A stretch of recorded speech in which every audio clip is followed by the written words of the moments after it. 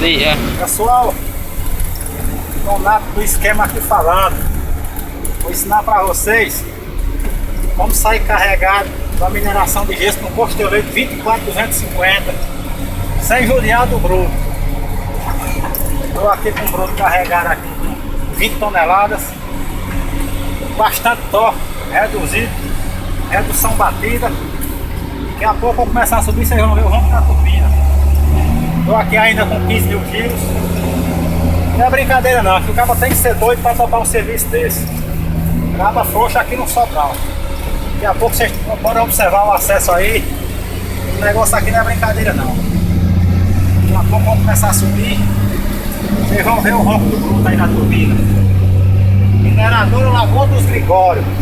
Eu do G sem ação. Aqui já começa a acelerar, todo segundo é reduzido. Você já começa a ouvir o toque da turbina.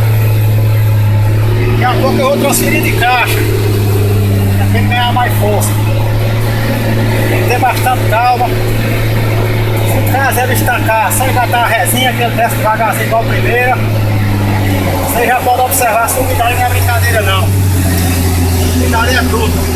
Faz todo segundo aqui ainda. Todo segunda. Quanto gira aqui tá de 18 a 20 mil giros. Tá indo aí. É bom acaba da vez já ver esses vídeos que essa meninada morre ali, pensa que dirigir só pra tomar um carro. Mas na realidade não é. Segundinha ainda. Subida pesada tá por vir ali. 20 mil giros, já tô com 20 mil giros aqui.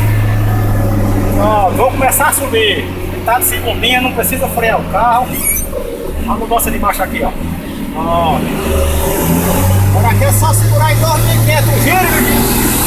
Já tô de mão acelerar aí, ó. Não é brincadeira não.